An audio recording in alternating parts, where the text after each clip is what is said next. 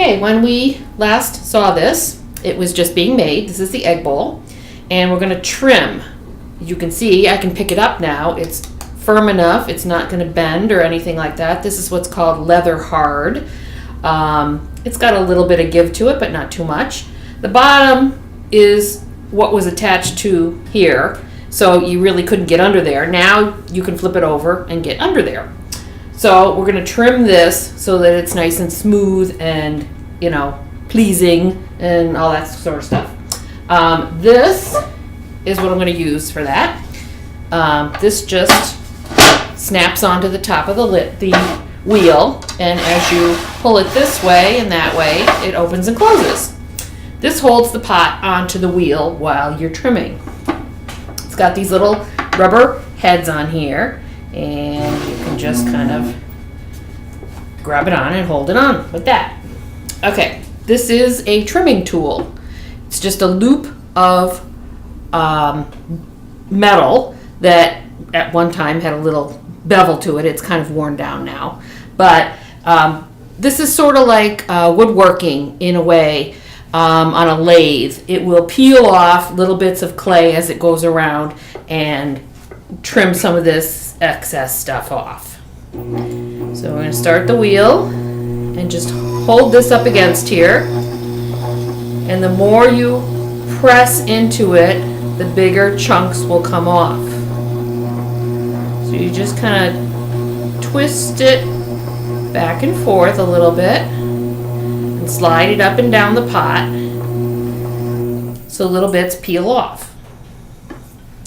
Now mainly I want to do this on the bottom. You want a nice level smooth bottom. You don't want it to be rough in any way, so that when you put it on a table or something like that, you don't want it to scratch. So I'm just kind of laying it flat across here like this, and then what I like to do is put just a little bit of a bevel between the bottom and the edge. That kind of gives me something to, so that I can put the glaze up to a certain point. I know even if it drips, it's not going to hit the bottom of the wheel, or excuse me, the bottom of the pot. Now this is a piece of rubber. It's called a rubber kidney because of the shape.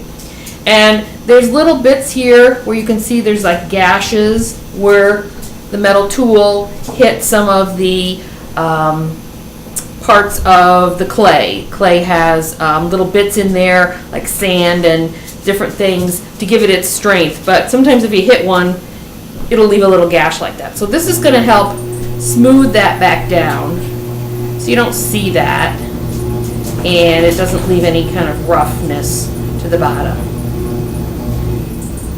It's just gonna peel the very littlest bit off of here. But I'm just following the shape of what I already did, and just going over the bottom, give it a little smoothness.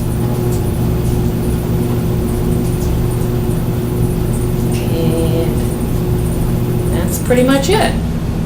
Might be a little spot there. Stop it every now and again and look and see. The other way is to put your fingers on here and feel it. If you can feel any roughness, it's only going to get worse later on. When it dries and that sort of thing, it'll become even more rough. So if it feels pretty smooth now, you're good to go.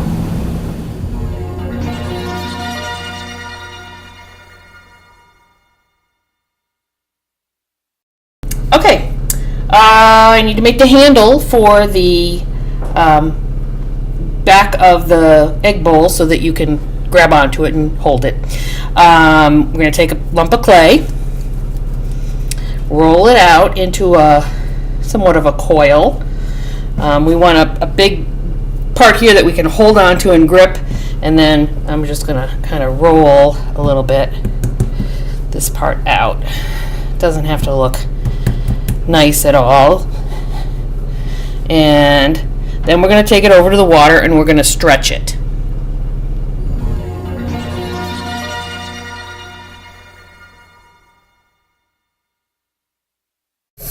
Okay, here we are at the sink.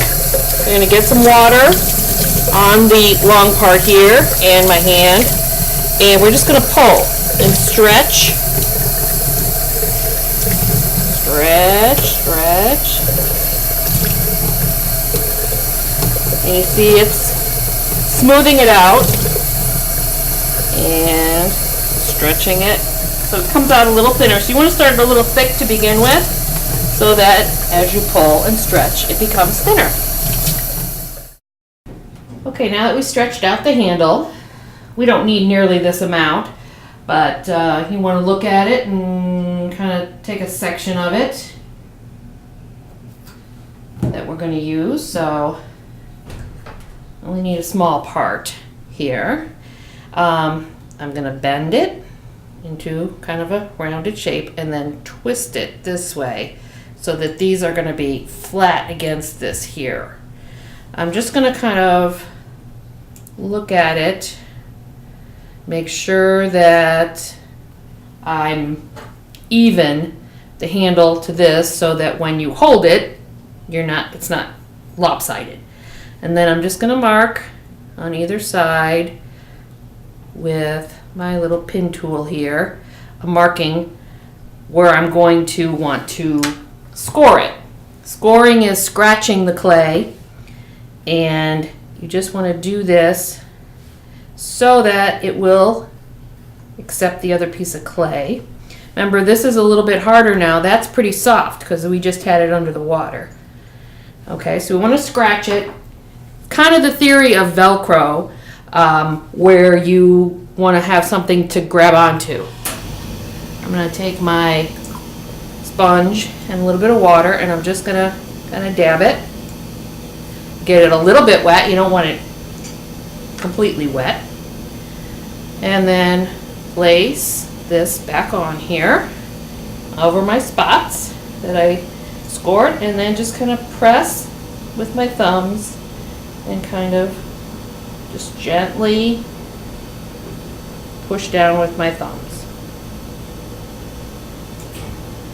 Like that. Now that, hook that on there. I'm just going to kind of lay it here and take a look at it from all different angles. Make sure it looks right. A little. There. And that's pretty much it. The last thing I'm going to do is take my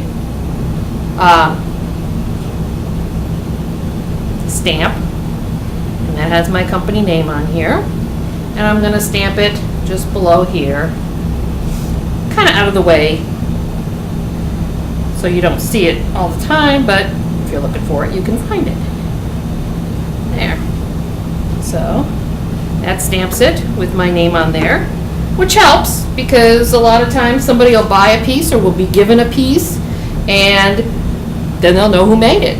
And more times than not, I've had people look me up based on this stamp, find me and call me back because they were given a piece and now they want to add to their collection. So that's a good thing to have.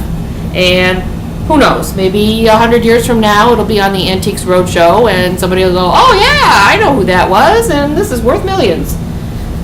Not to me, but you know. So that's about it. We're going to let this dry, and then we're going to fire it. Then we're going to paint it with glaze, which is a form of liquid glass, and then it'll go back in the firing again a second time, and when it's finished it will come out something like this. At this point you could certainly hold it with the handle. I don't want to do that now because it's too soft, but it gives you an idea that you can hold it like this or you can hold it like this, and you can whip up a few eggs and then pour it out, and you've got your pour spout. It can be done in any color at this point in time. This is a color for one of my clients as requested, and that's the second one.